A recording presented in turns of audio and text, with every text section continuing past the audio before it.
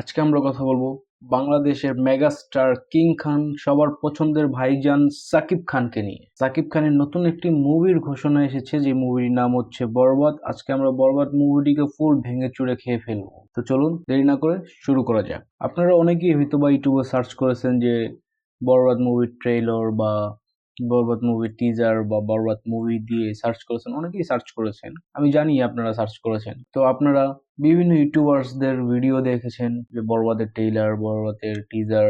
ভাই এগুলা রিয়েল না, এগুলো পেনমেড, এডিট করা। বিভিন্ন মুভি থেকে ক্লিপ কেটে কেটে নিয়ে তারপর ওরা এই ট্রেইলারটাকে মেক করেছে বা টিজার মেক করেছে। আসলে বর্তমানে কিন্তু বাংলাদেশে এখনো বরবাদের কোনো ট্রেইলার রিলিজ পায় নাই বা টিজার রিলিজ পায় নাই। ট্রেইলারের আগে অবভিয়াসলি একটা টিজার রিলিজ পাই, তারপর ট্রেইলার রিলিজ পাই। প্রথম যখন আমিও শুনি যে বরবাদ মুভি ট্রেইলার রিলিজ পাইছে, তো আমিও ইউটিউবে যাই। ইউটিউবে যাওয়ার পরে সার্চ দিয়ে দেখি যে বিভিন্ন ফ্রেন্ড মেড ট্রেইলার আসতেছে। তো আমি প্রথমে দেখে মনে করেছিলাম যে হয়তো বা সত্যি সত্যি কোনো ট্রেইলার বা টিজার রিলিজ পাইছে।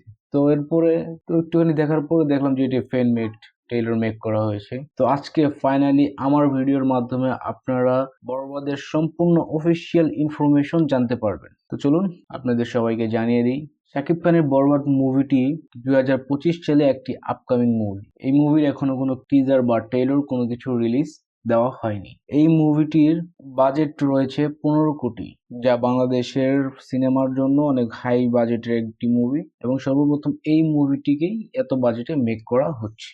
তো আশা করা যায় বাজেট অনুযায়ী বাংলাদেশের বরবাদ মুভিটি অনেকাংশে ভালো হবে, কারণ বাংলাদেশের Shakib Khan the legendary actor, উনি বিগত কিছু ফিল্ম প্রিয়তমা, তুফান, এই মুভিগুলো অনেক ভালো দেওয়ার চেষ্টা করেছে এবং এই মুভিগুলো খুব ভালো পারফরমেন্সও দিয়েছে। তো আশা করা যায় বরবাদ মুভিটিও 15 কোটি বাজেট দিয়ে খুব ভালো একটি পারফরমেন্স বাংলাদেশের মাঠে দিবে। তো এই মুভিটি হচ্ছে একটি অ্যাকশন থ্রিলার মুভি। এই মুভিতে আমরা সাকিব খানের অ্যাকশন দেখতে পাবো ভরপুর, এবং সাকিব খানের হিংস্র লুকস যা সাকিব খানকে আরো অ্যাট্রাকটিভ করে তুলবে এই মুভিতে, তা দেখতে অনেক ভয়ঙ্কর লাগবে দর্শকের মনে, এবং যা মুভির ইন্টারেস্টিং পার্ট হয়ে দাঁড়াবে। এই মুভিটি মেহেদী হাসান হৃদয় এর ডিরেক্ট করা film, which is the future film debut. তো এখন আমরা কথা বলবো বরবাদ মুভিটির প্রিন্সিপাল ফটোশুট কোথায় হয়েছে। তো বরবাদ মুভিটির প্রিন্সিপাল ফটোশুট হয়েছে মুম্বাই ইন ইন্ডিয়া। মানে বরবাদ মুভিটির প্রিন্সিপাল ফটোশুট হয়েছে ইন্ডিয়ার মুম্বাই। তো এই মুভিতে আমরা 4জন